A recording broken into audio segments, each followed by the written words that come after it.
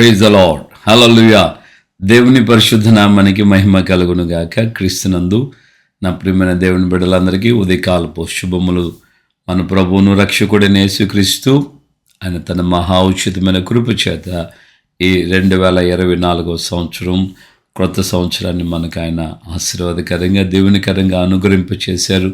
మనము క్రొత్త సంవత్సరంలో ప్రవేశించబడ్డాం. దేవునికి మహిమ కలుగును గాక. ఆమేన్. హల్లెలూయా. ప్రియులారా, మనము దేవుని యొక్క వాక్య ప్రకారంగా గమనించినప్పుడు మనము రక్షణ పొందిన నాటి దినాల కంటే కూడా ఇప్పుడు దేవుని యొక్క రాకడను గుర్చినటువంటి పరిస్థితులన్నీ మరింత సమీపముగా ఉన్నాయని దేవుని యొక్క లేఖనం తేటగా చెప్తుంది. గనుక దేవుని బిడ్డలుగా ఈ రోజున మనం గుర్తించాల్సినటువంటి ఆయన మాటలు ఏంటంటే, మనకు రక్షణ అంటే ఈ యొక్క దేహ విమోచన ఆ సంభవం జరిగే సంభవం మరింత సమీపముగా ఉంది. గనుక మన జీవితంలో భయముతో వినయముతో కూడినటువంటి దైవికమైన రక్షణను మనం చక్కగా కాపాడుకోవాలి. భయముతో కూడినటువంటి వినయ భయముతో దేవునికి ఇష్టమైనటువంటి సేవ చేద్దాము అని దావీదు హెబ్రీ గ్రంథకర్త 12వ అధ్యాయంలో ఈ మాట చెప్తున్నాడు. గనుక మనం చివరిలో ఆ వాక్యాన్ని మనం గమనిస్తాం. గనుక మనము ఆయన యొక్క రాకడకి సమీపించుచున్న కొలది సంవత్సరములు జరుగుచూ ఉన్నాయి ఆయన రాకడ కొరకు, సిద్ధపాటు కొరకు.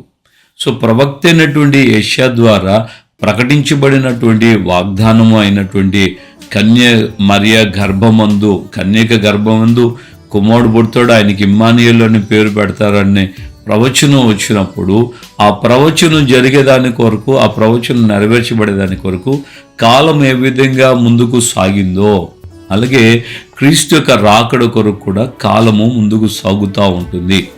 ఈ యొక్క సందర్భంలో మనలో ఒక్కొక్కరు గత కాలంలో రక్షణ సంబంధించినటువంటి అనుభవాలు తెలుసుకున్నాం, వాక్యాన్ని అంగీకరించాం. ఆ రక్షణ దినాల్లో మనం మారు మనసు పొందినటువంటి దినాల్లో ఉన్న వైరాగ్యము, ఆసక్తి ఈ రోజున ఏ స్థితిలో ఉంది, ఎలాంటి వైరాగ్యం, అప్పుడు ఎలా ఉన్నాం, మనము ఈ రోజున ఆ రోజుల గురించి చరిత్రగా చెప్పుకుంటాం. అంటే ఒక కథలాగా చెప్పుకుంటాం. ఆ రోజుల్లో ఎట్లా ఉన్నానంటే, అన్నయ్య బ్రదర్ గారు, ఆ రోజులు అసలుకి ఎంత వైరాగ్యమో, ఎంతగా ప్రయాసపడే వాళ్ళమో, ఎంతగా పరుగులెత్తే వాళ్ళమో అన్నట్లుగా ఆ రోజుల్ని తలపోసుకుంటూ ఉంటారే. కానీ ఇక నేను ఇక్కడ చతికిలబడ్డానే, ఇక్కడి నుంచి నేను లేవలేకపోతున్నానే, ఆ రోజుల్లోకి ఈ రోజుకి కనీసం నేను నడుస్తానైనా, ఆ రోజుల్లో పరిగెత్తాను, ఈ రోజుల్లో కనీసం నడుస్తానైనా నా పని నేను చేయాలి, దేవుని కొరకు నేను బ్రతకాలి, జీవించాలి అన్న ఆలోచన తాత్పర్యం మనకు రాకుండా పోవటం బాధాకరమైన విషయం. ఎందుకంటే నీ పని సంపూర్ణం చేయాలి. జకర్యా గురించి లూకాసు వార్తలో మనం గమనిస్తే, జకర్యా తన పని ముగించుకొని తన ఇంటికి వెళ్ళాడు అని రాయబడింది. తన యొక్క ధర్మము, చేయవలసిన బాధ్యతలు, పనులు ఉన్నాయి, ఆ పనులు ముగించుకున్న తర్వాత తన ఇంటికి వెళ్ళాడు. ఈ రోజున నీ వ్యక్తిగత జీవితంలో నీవు ఈ విషయాన్ని బాగా గమనించాలి. నీ కాలము లేక ప్రభు రాకడ, నా కాలం ఎప్పుడో మనలో ఎవరికి తెలియదు. ప్రభు వచ్చేది మనకు తెలియదు, మనం వెళ్ళేది మనకు తెలియదు. కనుక మనం ముగించుకు మునిపే, మన జీవితాలు ప్రభు రాకడ కంటే ముందే ముగించుకు మునిపే, లేక ప్రభు వచ్చే లోపల మనం బ్రతికి ఉన్నా, మనము ఆ యొక్క రాకడలో కనబడు నిమిత్తమై మనకు ఇవ్వబడిన పని, బాధ్యత, దైవికమైన విషయాల్లో మనం ఎంతగా సంపూర్తి చేయబడ్డాం, ఎంతగా మనం సంపూర్ణమయ్యాం, ఎంతగా మనము ఆ పరిశుద్ధతను, దైవికమైన వైరాగ్యాన్ని కాపాడుకుంటూ వచ్చాం. ప్రారంభ దినాల్లో ఉన్నటువంటి భక్తి, ప్రారంభ దినాల్లో ఉన్న ఆ ఆసక్తి, ప్రారంభ దినాల్లో ఉన్నటువంటి రోషం, దైవ సంబంధంగా ఇప్పటికీ కూడా మనం అలాగా కొనసాగించలేకపోతే మనము దిగజారిపోయామే కానీ సంపూర్ణులం కాలేకపోతున్నాం. కనుక మన జీవితంలో ఆ దిగజారిన స్థితి నుంచి సరిచేసుకొని ఈ సంవత్సరపు తొలి దినాల్లోనే, ఇది 2వ రోజు కదా, ఈ 2వ రోజు తొలి దినాల్లోనే మరొక్కసారి రెన్యూ చేసుకుందాం మన లైఫ్ని దేవుని దగ్గర నూతనపరుచుకుందాం.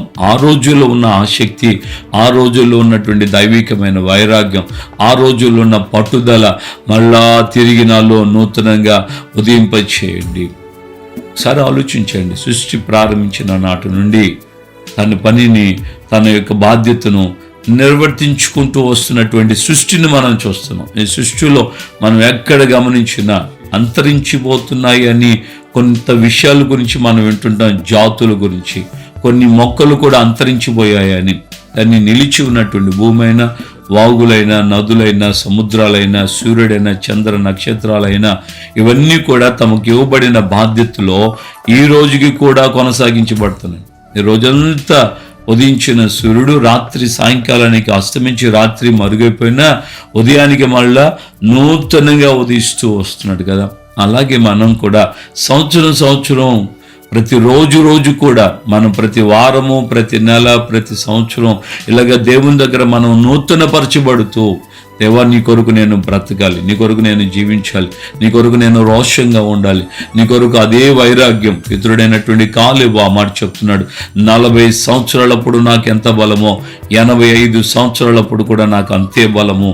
నేను వస్తాను, పోతాను, నేను యుద్ధాలు చేయగలను అన్నటువంటి వైరాగ్యం తీక్షణంగా ఆయన ఏ విధంగా చెప్పి మనందరినీ ఈరోజు కూడా ఆయన పురికొల్పగలుగుతున్నాడో, అలాగే రాబోతున్న కాలంలో, రాబోతున్న తరానికి మనం కూడా ఒక ఉత్సాహాన్ని, ఉజ్జీవాన్ని, మనం ప్రేరణను కలుగు చేసే వ్యక్తులుగా మన జీవితాలు సాక్షిగా ఉండాలి. ఆ యొక్క జీవితంలో, నీ జీవితం ద్వారా నీ పిల్లలకే నువ్వు ఒక ఇన్స్పిరేషన్ కావాలి. నీ తర్వాత నీ పిల్లలకి ఇలాంటి ఉత్తేజాన్ని కలుగు చేసే ఉత్ప్రేరకమైన ఒక సాధనంగా నువ్వు ఉండాలి. ఎవరి గురించో చెప్పుకుంటూ మన బ్రతుకులో పలానోళ్ళ అనుకుంటూ వెళ్ళిపోవటం కాదు. మా తండ్రి గారు ఇలా ఉండేవాళ్ళు, మా తాతగారు ఇలా ఉండేవాళ్ళు అంటూ నీ గురించి నీ ఇంటి వారే చెప్పుకోవాలి.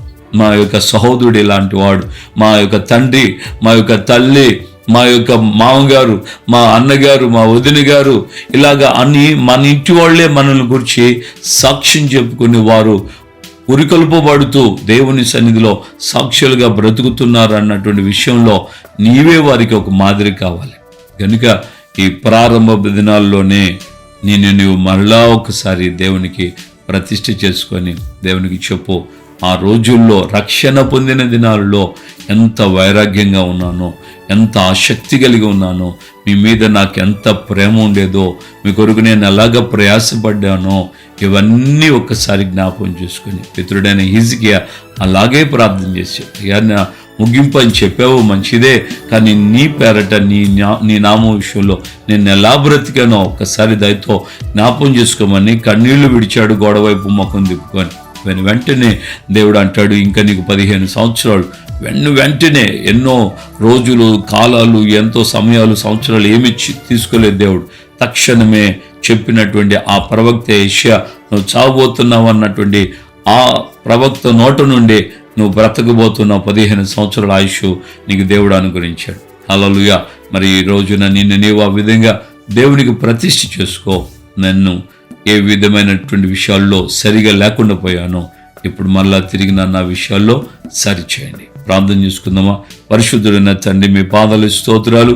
నా ప్రభా, ఈ యొక్క నాయన 2వ తేదీనే అయ్యా, ఈ జనవరి మాసంలో మమ్మల్ని రక్షణ పొందిన దినాలలో ఉన్నటువంటి ఆసక్తికి, ఈరోజు మేము ఉన్నటువంటి స్థితికి పోలుస్తూ మీరు మాకు మీ ఆత్మ ద్వారా తెలియచేశారు. నిజమే ప్రభా, మా జీవితాల్లో నాయన మేము ఆ రోజుల్లో ఎలా ఉన్నామో, ఈ రోజుల్లో ఎలా ఉన్నామో పరిశీలన చేసుకుంటూ సమయం, కాలములు నూతనపరచబడుతుండగా మీ కార్యాలు మాలో నెరవేర్చి నూతనపరుస్తారని మేము నమ్ముతున్నాం. మీ మాటలు, మీ వాక్కులు, ప్రవక్తల ద్వారా మీరు ఆ విధంగానే చెప్పారు. సంవత్సరము జరుగుచుండగా నీ కార్యములు నూతనపరచుచున్నావని, ఆ విధంగా ప్రభా మా జీవితాల్లో మీ కార్యములు మళ్ళా నూతనపరచండి. తొలి దినాల్లో ఏ విధమైన వైరాగ్యం, ఆసక్తి కలిగి మీ సన్నిధిలో ముందుకు కొనసాగించబడ్డామో అలాంటి ఆసక్తి కలిగి మళ్ళా నీ కొరకు ప్రయాణం చేయడానికి, నీ కొరకు జీవించడానికి, నీ కొరకు రోషంగా బ్రతకడానికి మా ఒక్కొక్కరికి సహాయం వచ్చాయి. ఘనత, మహిమ, ప్రభావాలు మీరు మాత్రమే పొందమని యేసు నామమున ప్రార్థన చేసి పొందున్నాము తండ్రి. ఆమేన్. మన ప్రభువైన యేసుక్రీస్తు కృపయు, తండ్రి అయిన దేవుని ప్రేమ, పరిశుద్ధాత్మిక అన్యోన్య సహవాసం, సమాధానం ఇప్పుడు ఎల్లప్పుడూ సకల పరిశుద్ధులకి మనకును ప్రభు రాకడ పర్యంతం కృప, దైవికమైన రోషం కలిగినటువంటి జీవితాన్ని జీవించడానికి తీర్మానం చేసిన వారందరికీ తోడై ఉండి నడిపించును గాక. ఆమేన్ ఆమేన్. హల్లెలూయా. ప్రభుపేట అందరికీ వందనాలు. నిశ్చయం దేవుడు మళ్ళా తిరిగి నిన్ను ఆ విధంగా ఉత్తేజపరుస్తాడు. నువ్వు మరలా దేవుని కొరకు బ్రతుకుతావు, అనేకులకు సాక్షిగా ఉంటావు. ప్రభు నీకు తోడుగా ఉన్నాడు. ఆమేన్.